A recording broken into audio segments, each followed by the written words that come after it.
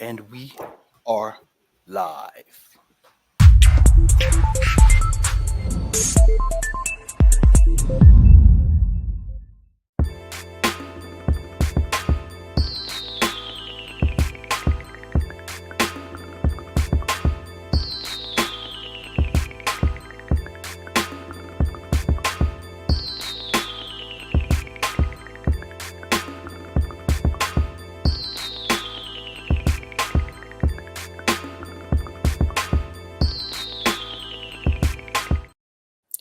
Greetings and salutations, Focus Up family.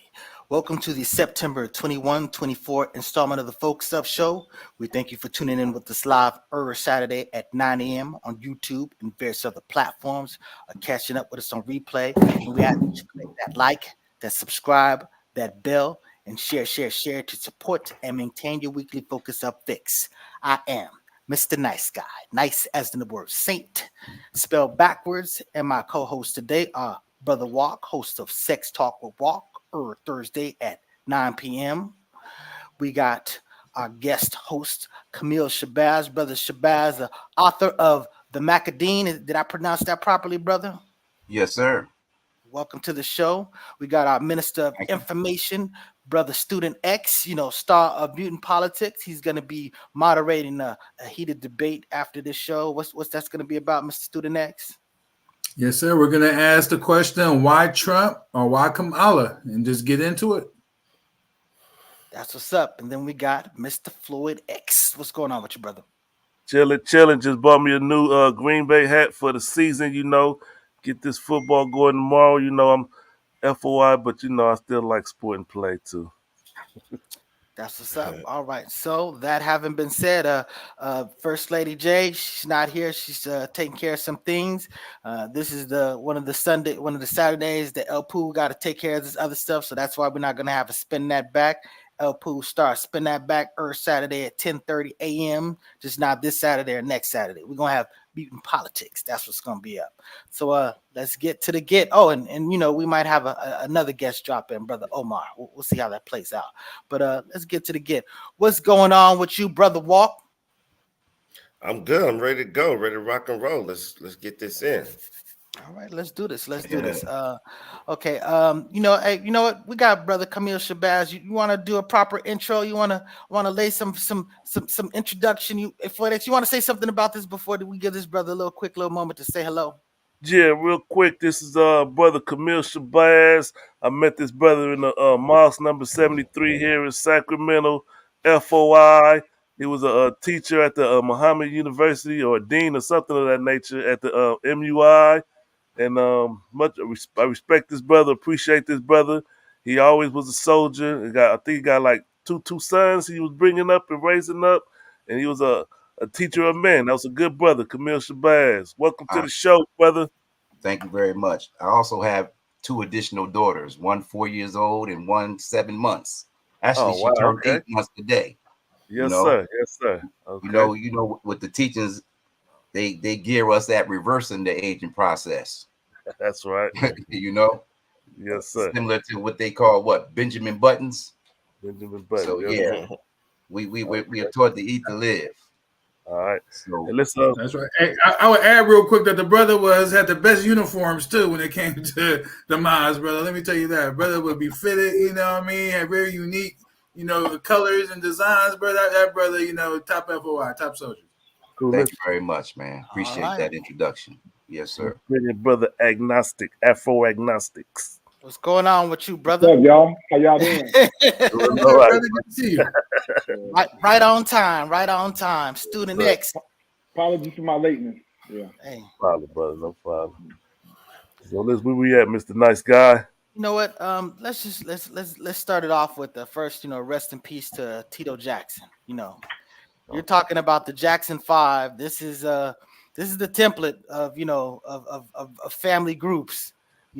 Michael Jackson, arguably the biggest star, of our generation, and he hated that. And Tito, whenever I think of Tito, sadly I think about Tito putting out his Michael Jackson's Fire with the Pepsi commercial. But suffice it to say, Tito was that dude. Yep. I got a little clip here It says born October 15th, 1953. Torrenio Ardarell Tito Jackson was the third of 9 Jackson children, which included global superstar Michael Jackson and younger sister Janet Jackson. The guitar star rose from along the fame. Let me get to the as previous, his son broke the devastating news via Instagram with the heavy heart that we announced that our beloved father, the Rock and Roll Hall of Famer Tito Jackson, is no longer with us. And this was what day was that? Like September 11th, I believe it was, or some this past week, right? Yeah, I don't know the particular day, but yeah, you know. Yeah, and he was 70 years old. So rest in peace to our brother Tito Jackson. All right, so now we were gonna talk about another situation without First Lady here. We're gonna just skip on, jump into the topics. I think we should address it. You still want to talk about it? Let's talk about some sickle cell awareness situation. Yeah, because I mean, it's a sickle cell awareness month, and I mean, just the little research I did is good information to know because most people don't know what sickle cell is, and so I pulled up a little something: sickle cell anemia. In sickle cell anemia, the red blood cells become rigid and sticky and are shaped like sickles or crescent moons. These irregularly shaped cells get stuck in small vessels, which can slow or block blood flow and oxygen to the parts of the body. So that's basically what sickle cell is, and this is the awareness month. They want people to be aware of sickle cell. So if you got friends or family who have sickle cell, you could be more conscious of it and better understand what they're going through when they're having those issues. And I know sometimes they get uncomfortable. It's a lot of celebrities who have sickle cell. The main one I think of is like T-Balls. I think she got sickle cell. And is that what the brother from Mobb Deep had also? Yeah, Prodigy had sickle cell too. Yeah, because remember that Tupac line had super cell, ain't doing well or something like that, you know. But yeah, so now that brother had that. What you got, Brother Omar? But and I just want to add that the Black Panther Party did a lot to campaign around sickle cell too. They tested for sickle cell and really kind of initiated, campaigns to really later get the government, get corporations to invest more in research and development in regards to sickle cell because it was considered a black disease. Because yes, sir. Yeah, mental traits are not really as detrimental in sub-Saharan Africa because it helps against malaria. Yes, sir. But it also was a black/Jewish disease that it only targeted black people and Jews for whatever reason. Okay. I never heard that aspect. Yeah. Okay. All right. I'm ready to move. We're recording next, guy. What's next? All right. We're going to be talking about P. Diddy. You know, we talked about this brother before. We was telling him that, maybe it was time for him to run. He didn't take our advice, and now he's dealing with it. So, what do we have? What's the situation going on with Mr. P. Diddy? It's the freak offs. P. Diddy with the freak off. 1,000 gallons of baby oil. And they got a whole bunch of memes out there clowning the brother. I know Mr. Farrakhan teaches us not to laugh and joke at people when they go through situations, but we are to learn from them. I wish I would have pulled that clip, but Mr. Farrakhan spoke on it. He said, you don't laugh at them, we learn from it. So what can we learn from what's going on with P. Diddy? Man. Well, for one, Go ahead, he forgot who he was, for one. Wait a minute. You're not Jeffrey Epstein.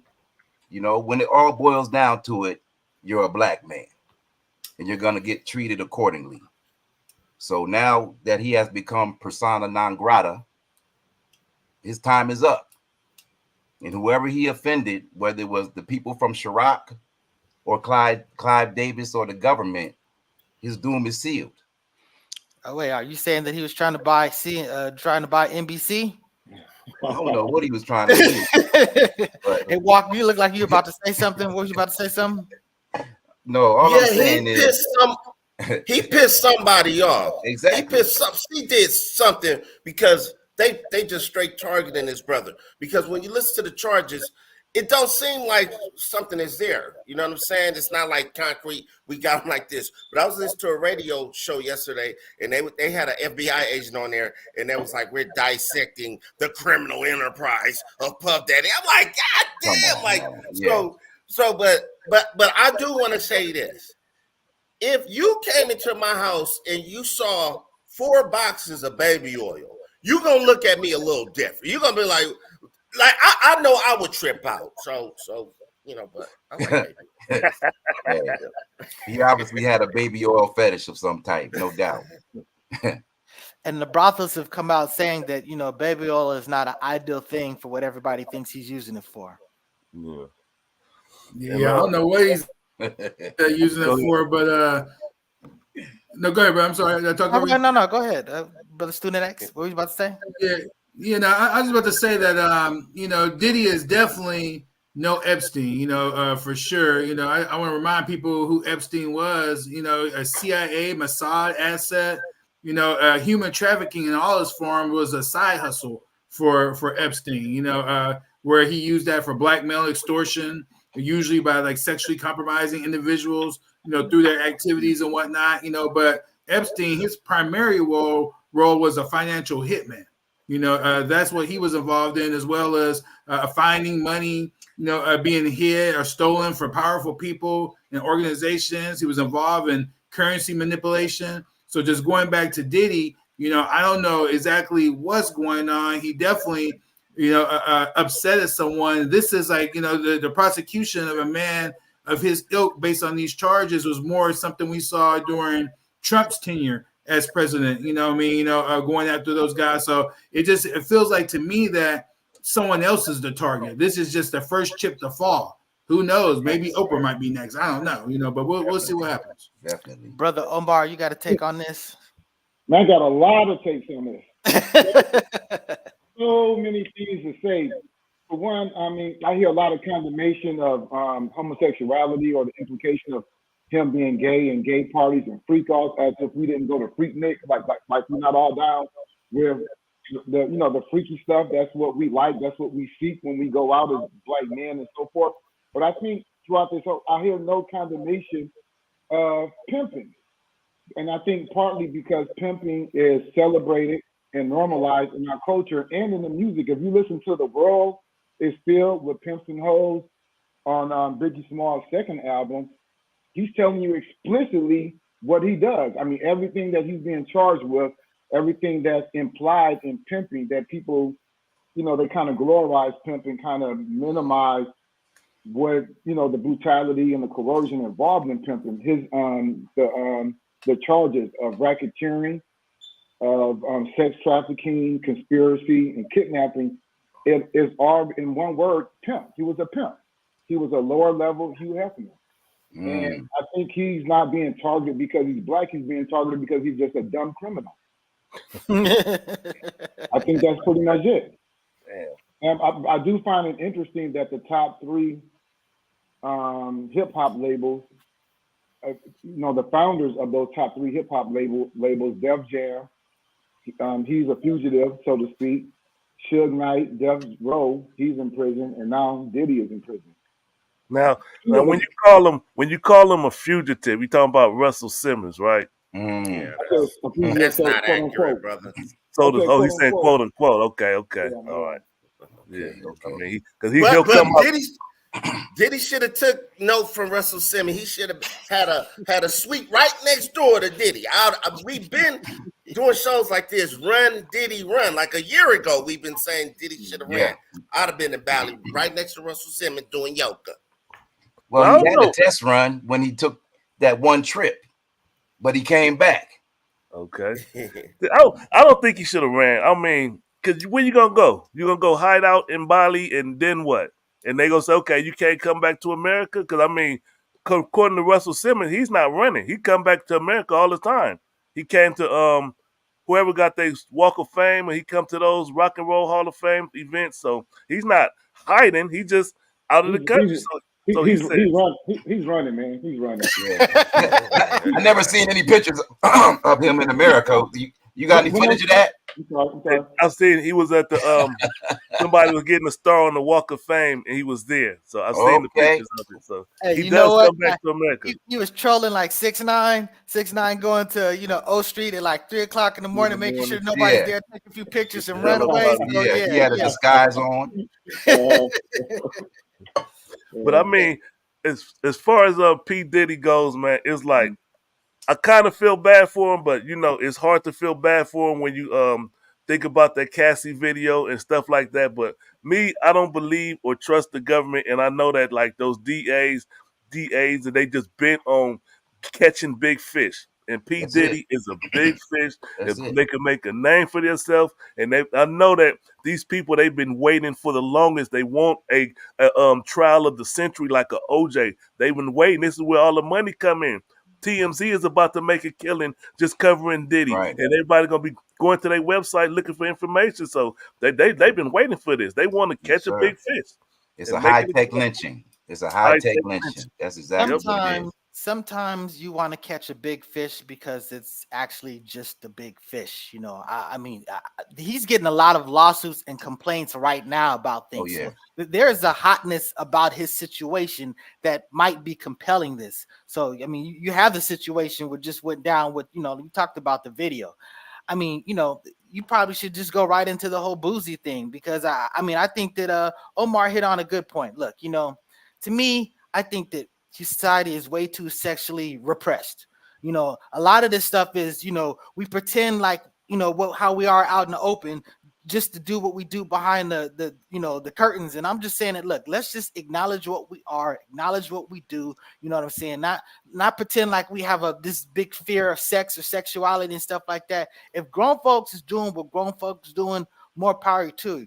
The element about this is bad is the trafficking element because, you know, again, you know, a lot of these young people, you pick up these dummies that are aspirational, thinking that, hey, I'm going to be hooking up with Puff Daddy. I'm going to be a star. I'm going to be a whatever.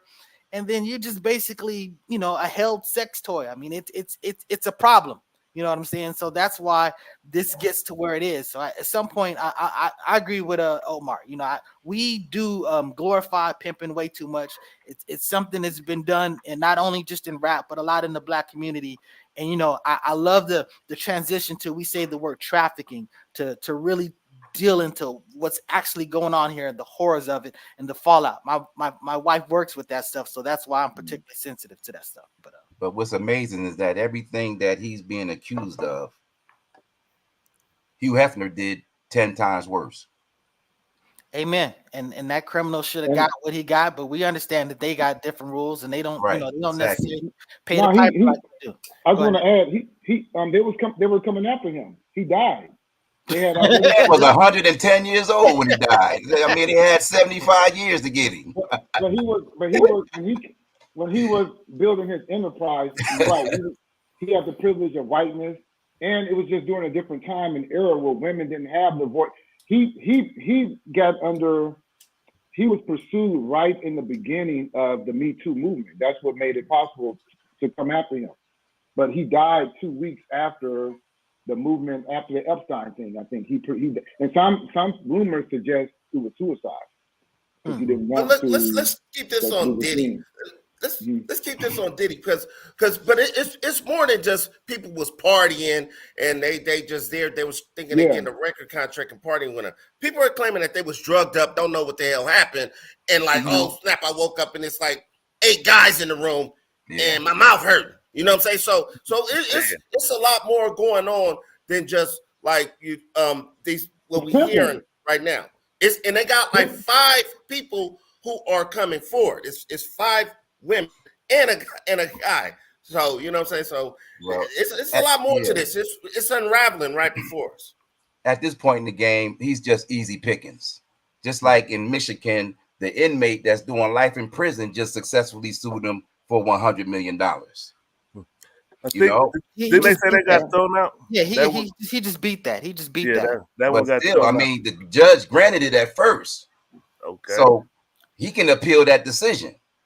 He can, but I mean, you got to understand that, you know, these people, claim to have I mean, if they claim to have dirt, you go before a judge is going to have to process what you put in front of them. So if the judge came to that decision, they came to that decision, but suffice it to say they overturned it. So that didn't hold up. So that was a minor win in all of this stuff. And, No, I agree with Ahead. Nice Guy and partly with Walt. I mean, at the center of this issue is pimping. It's just pimping.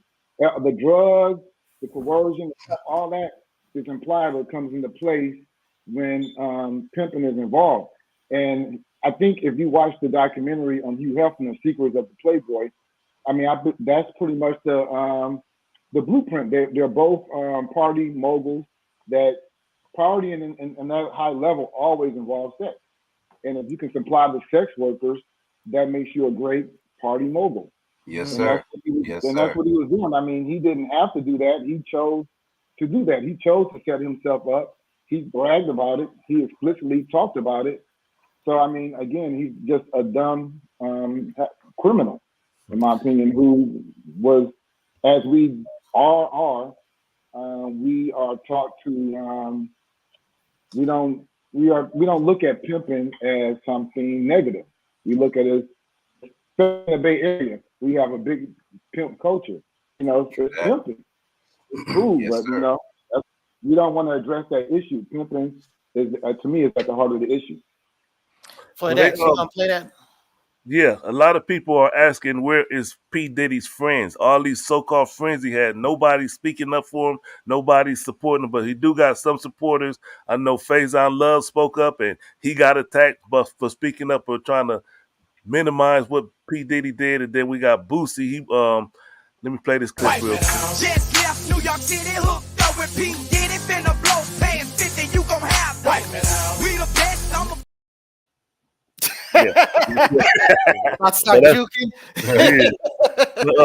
I think when you don't have any friends to support you, that's a sign that they're cooperating and they're witnesses in your case, because they're only charging him, and people think like they just came up with this with Cassie. No, that was settled in November.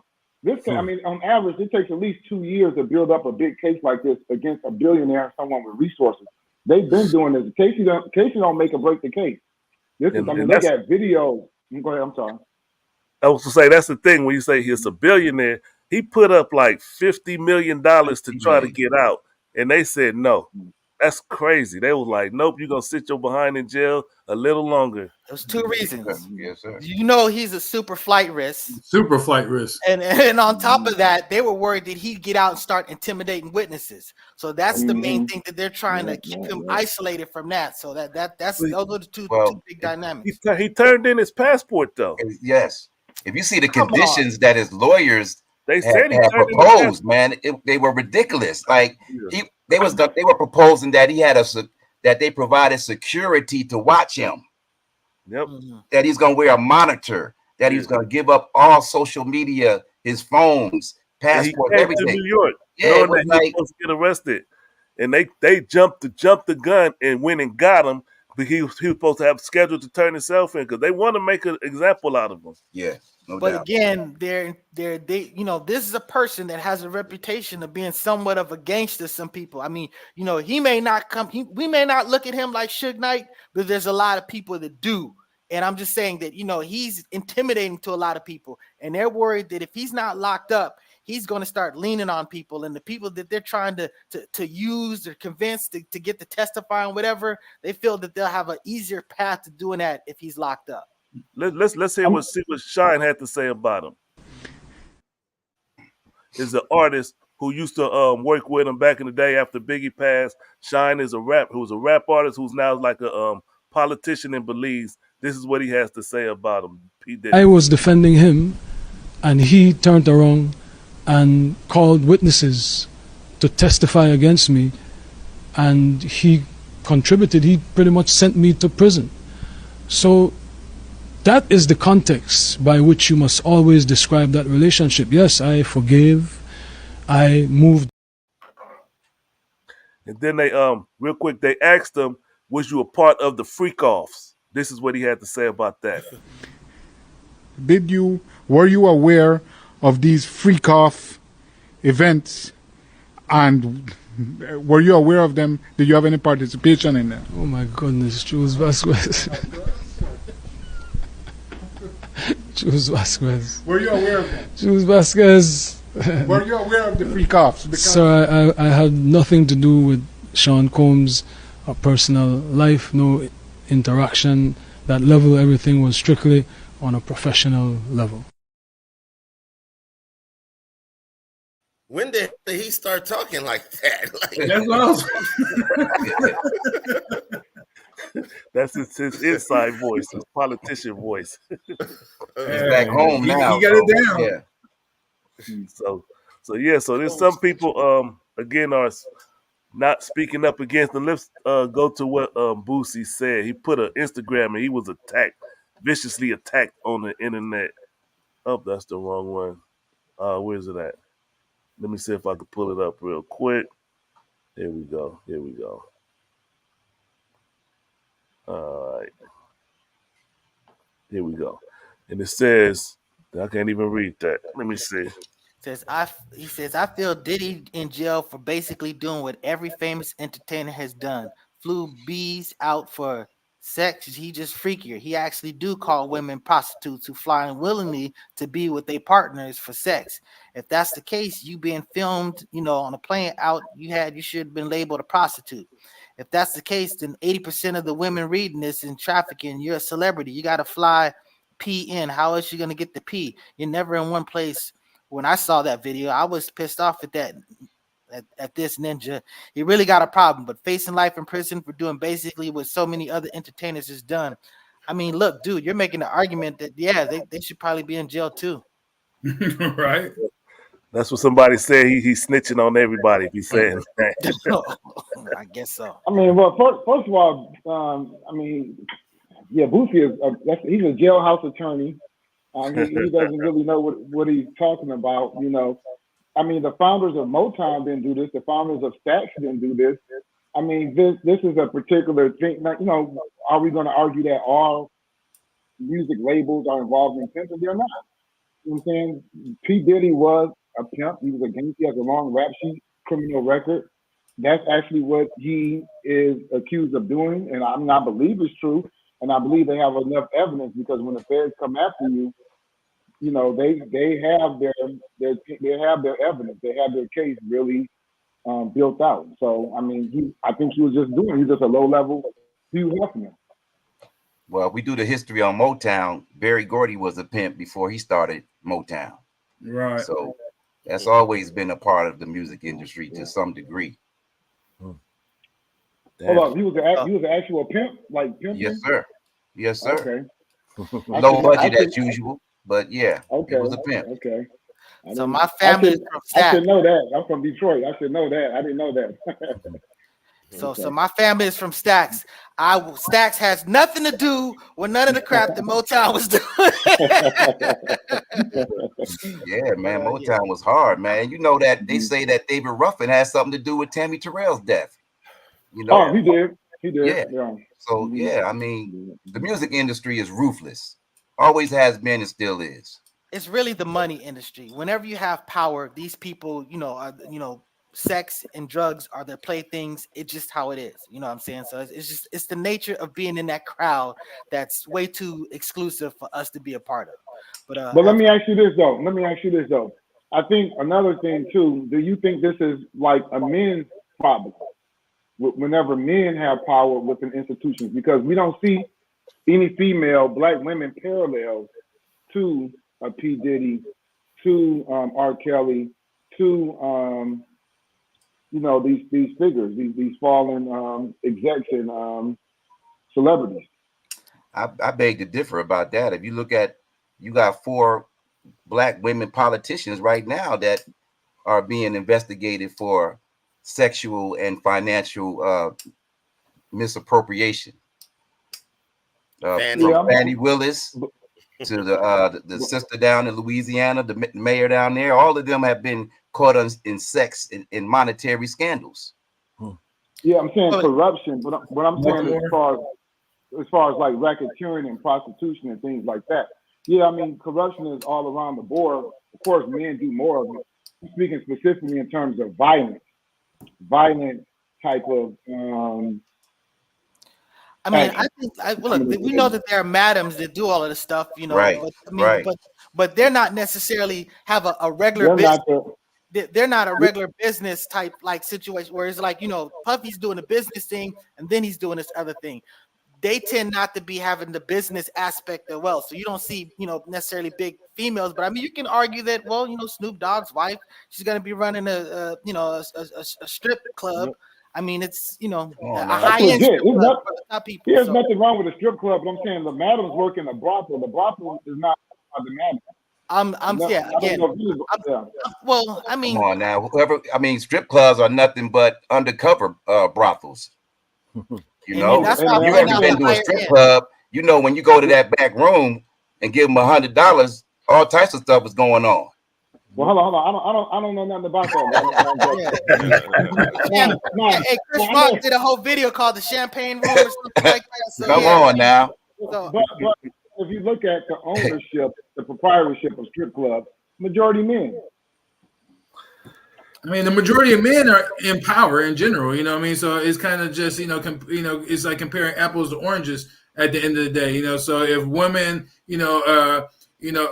represented a similar ratio, you know, to being in power as men, you know, maybe we would see the same thing, but I don't think it's just exclusive just to being a man. Right. I agree.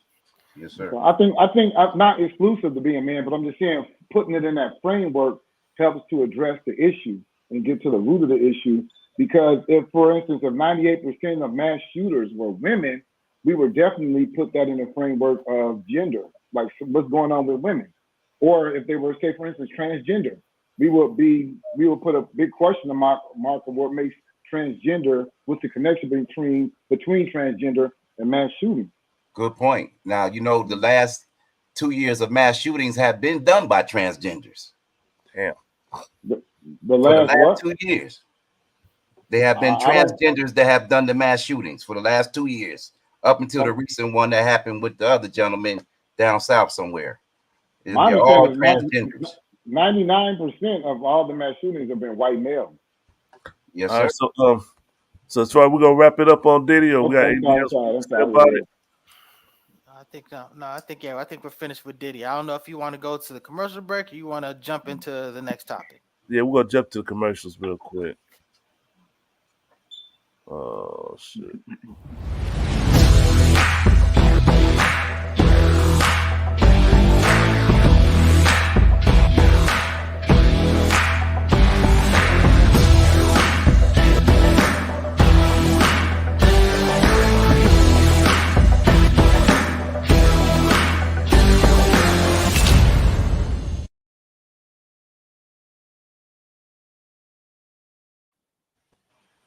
La Brea Trucking for all of your trucking needs. He'll travel from the East Coast to the West Coast to the East Coast, North, South. Call the brother if you need something towed or something trucking or delivered. Something you want to deliver, West Coast, La Brea Trucking. Then let's go to this one.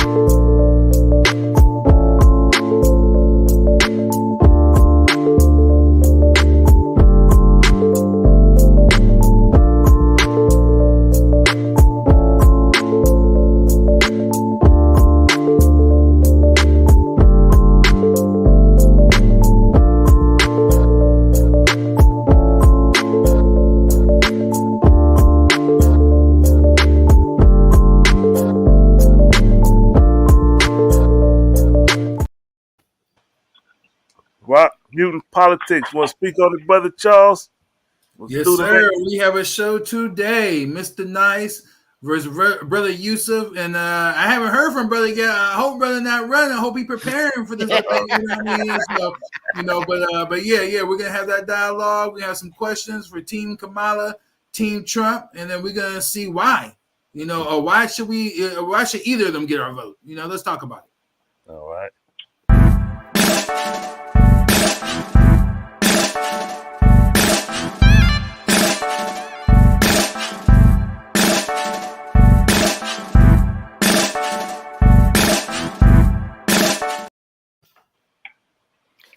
That is gobealive.org. Go get you some of that black honey.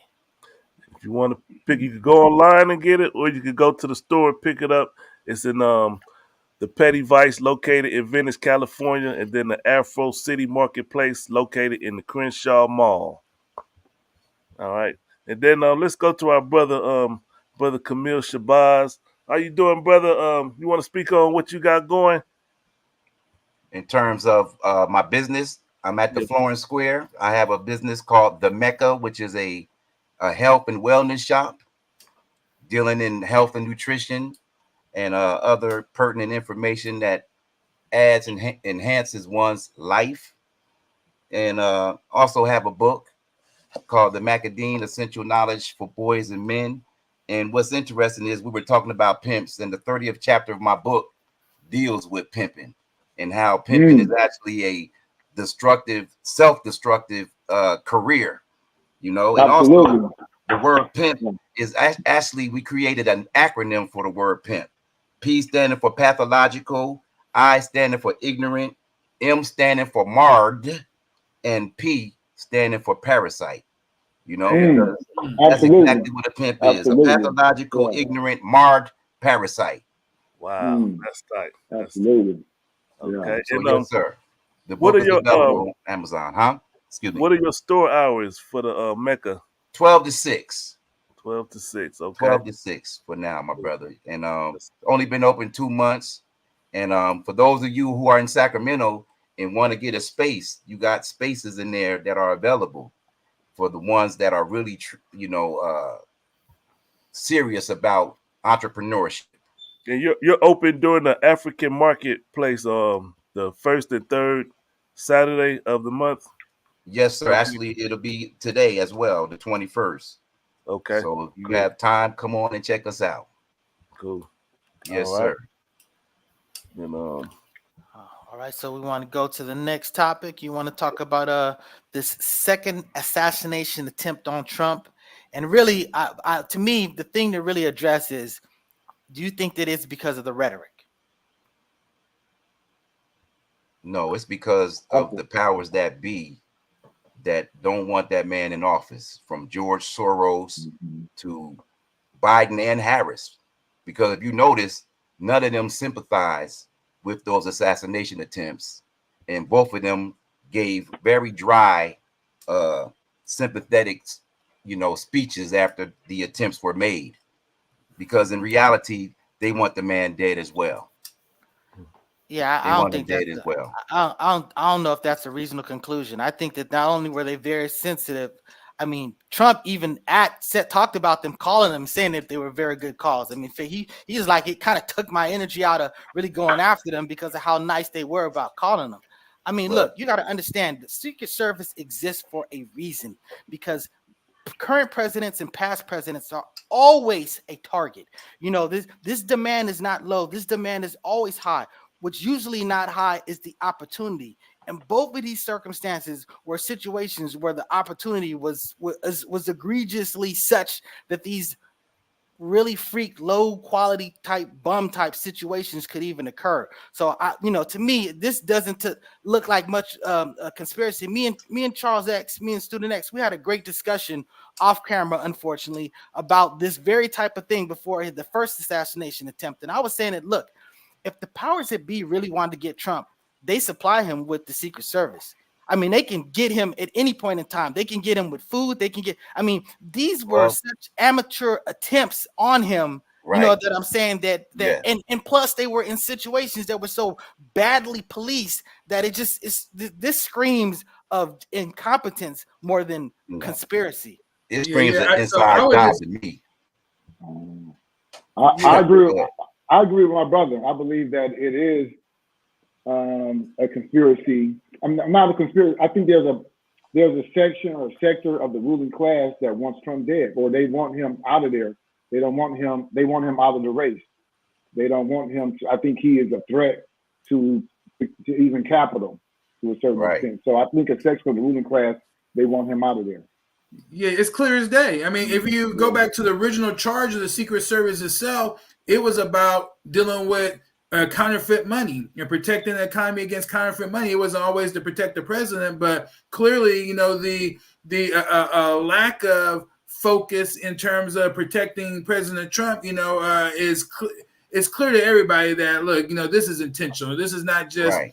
something that is, a mistake, or incompetence, is deeper. And the rhetoric, that we're hearing, is, I wouldn't say is the blame, but it's something that is needed by what we would call the deep state or the shadow government. Is what's needed to help shield their involvement in these endeavors. The latest gentleman, his ties were to Ukraine, and everyone knows that it was Trump who kept the whole Ukraine-Russia war from happening during his presidency. And it wasn't until, of course, the Democrats got in power to where now things escalated and continue to be escalated, which is, what some are saying potentially could lead us to World War III. So no, there's a plenty of those within the power class that do not want Trump to be president. It's clear from the lawfare that he's experienced, as well as now these assassination attempts. Right. Did you call it a new term, brother? Lawfare? Is that a new term? Lawfare. It's relatively old, but yeah, lawfare. When it's been used on us, for a long time. Weaponizing the law. That's right, brother.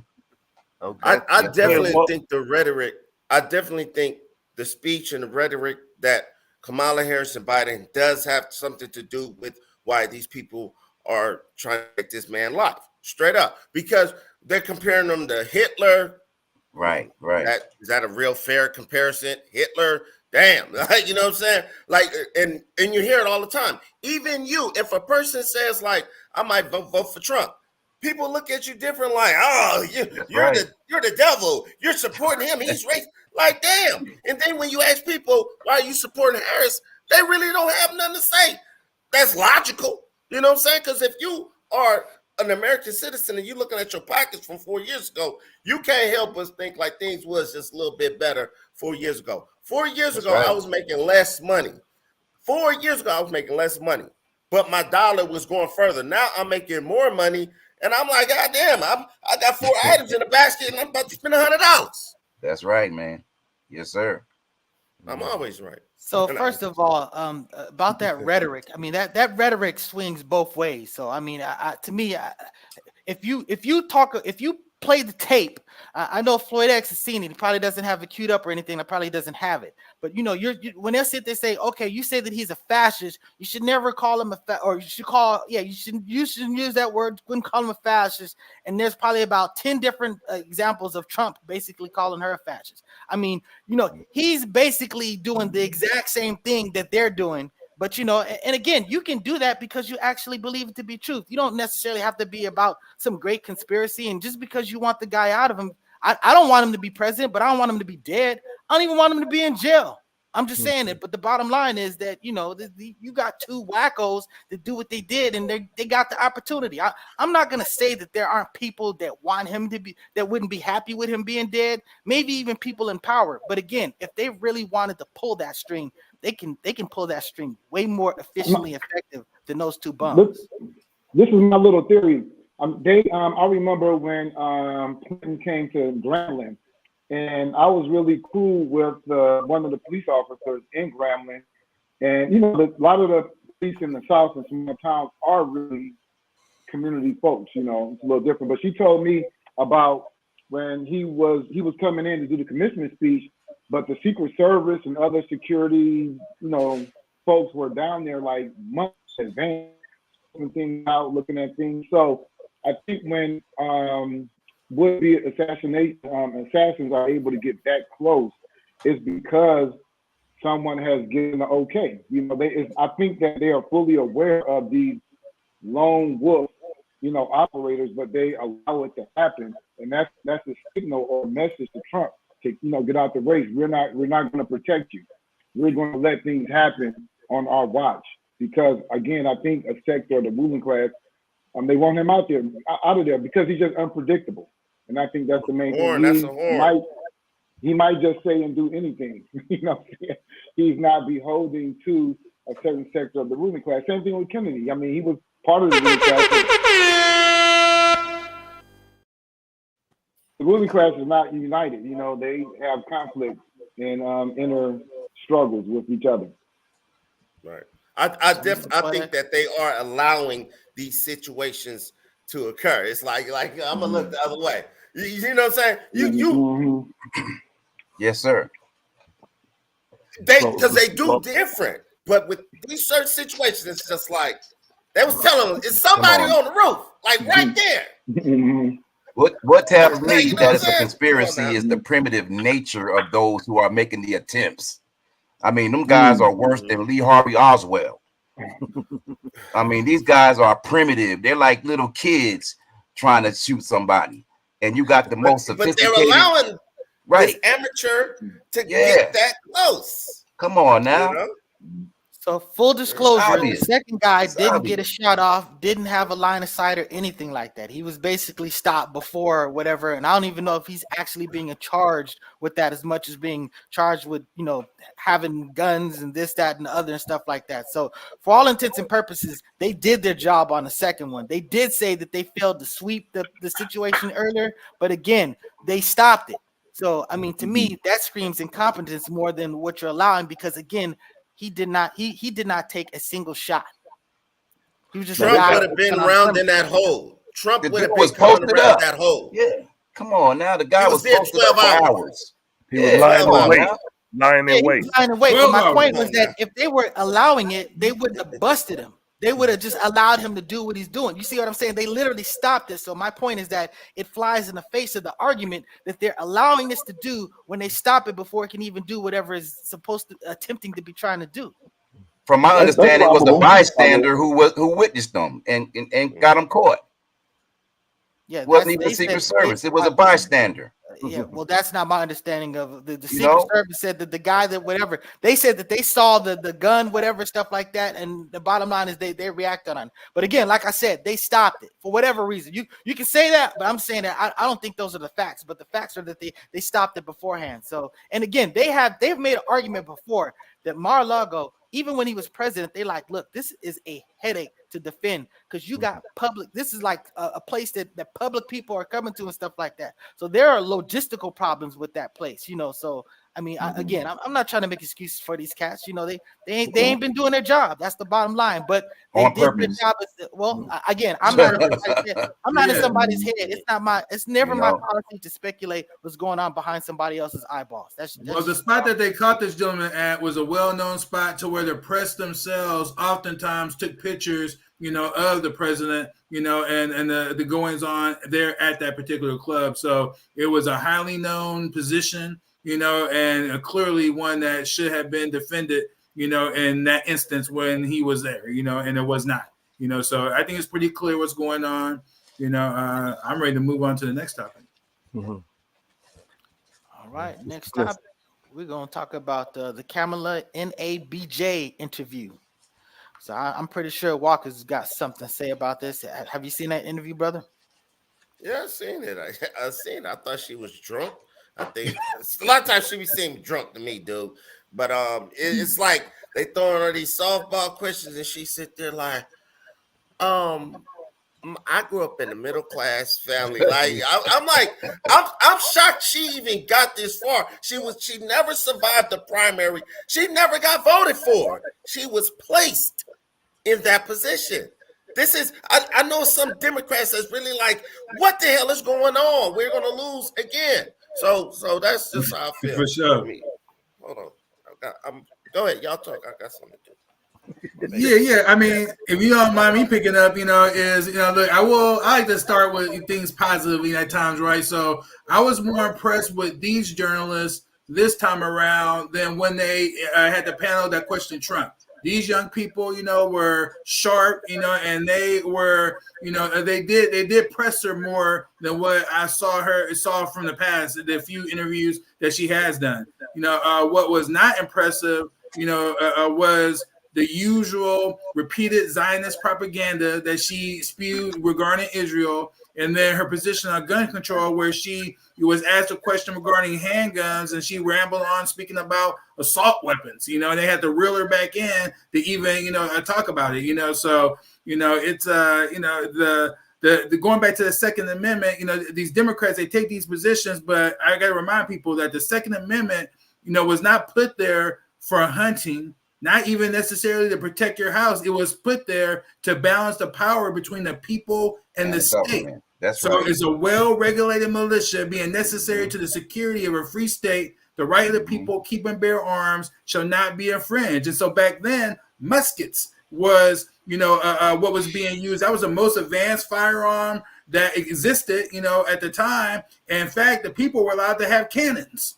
You see what I'm saying? So there really should be, nothing for the most part that is banned. Now obviously around certain situations, you go into a bar, disarm, there's common sense, things that like background checks that I'm not opposed to, but again, I thought she, light walk. I didn't think she did a very good job on this one. She was not prepared. Maybe she didn't have someone whistling into her ear like she did on that Trump. Right.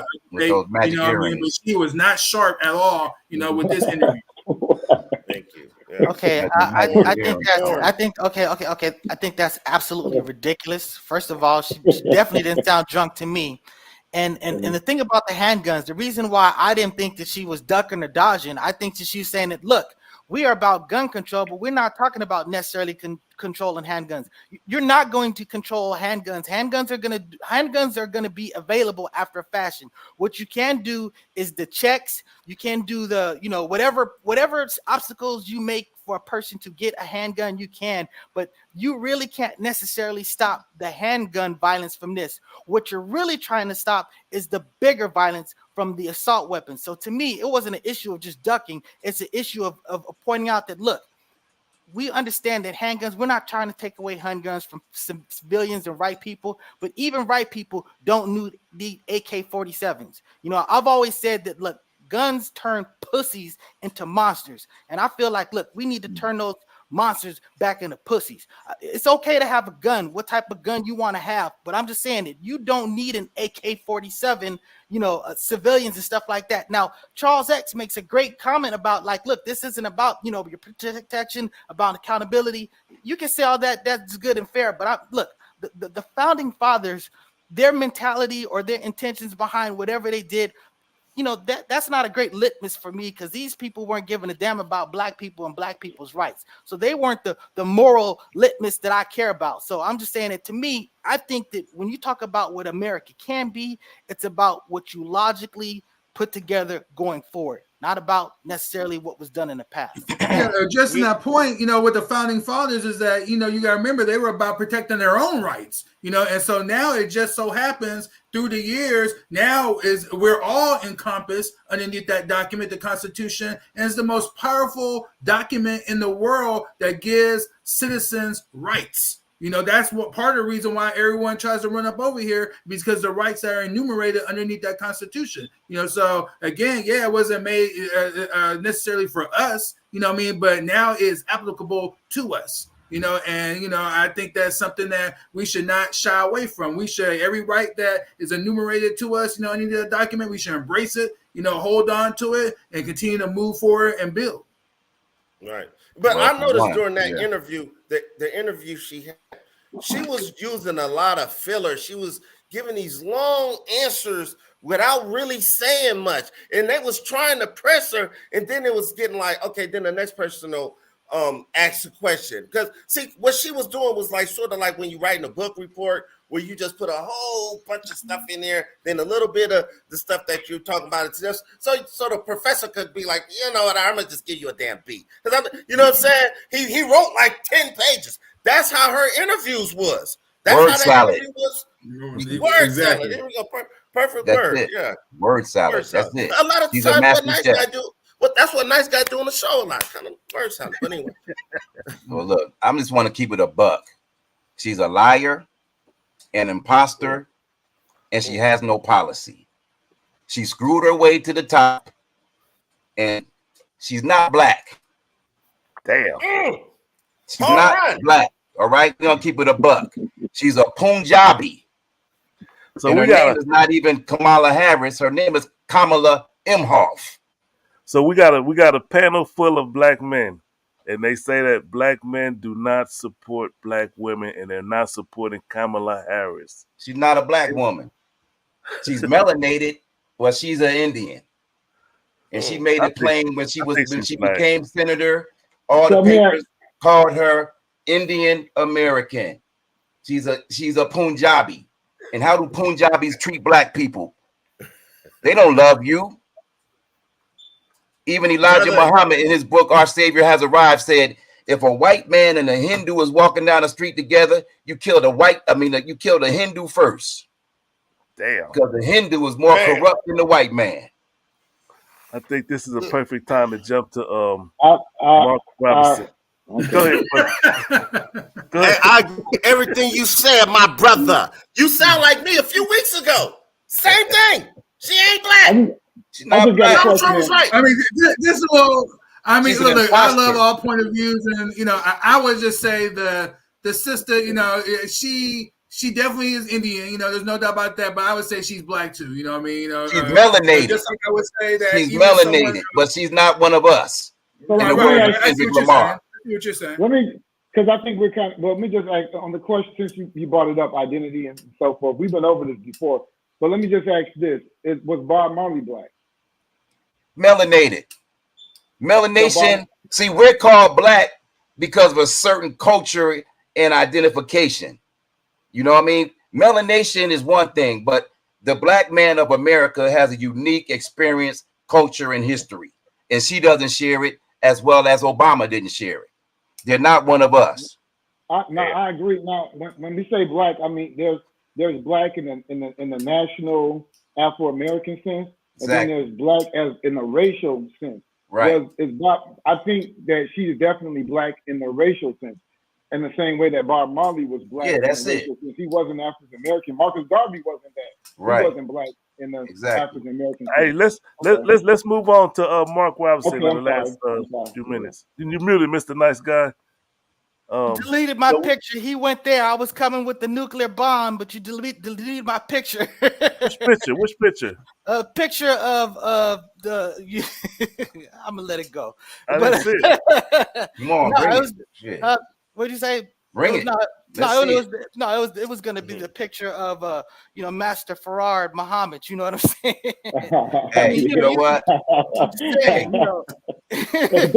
Definitely wasn't African American.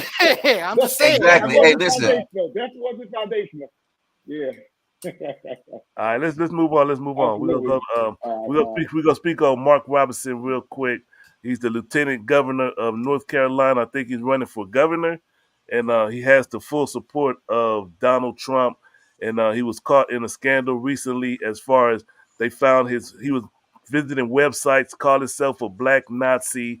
He likes transgender pornography and things of that nature. And people are asking him to step down. He says he refused to step down. It's too late now, so he's still on the ballot. So he still might win or might lose or whatever. I don't know.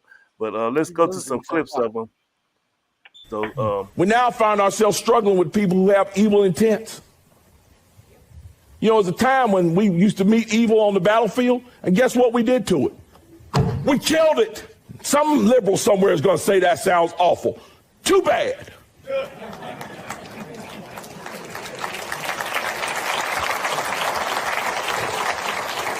Get mad at me if you want to. Some folks need killing. It's time for somebody to say it. All right, and I now agree. this is a guy that what's the name? Let's hear what Trump has to say about that man y'all just listened to. This is Martin Luther King on steroids. Okay, now I told that to Mark. I said, I think you're better than Martin Luther King. I think you are Martin Luther King times 2. That's some idiotic shit.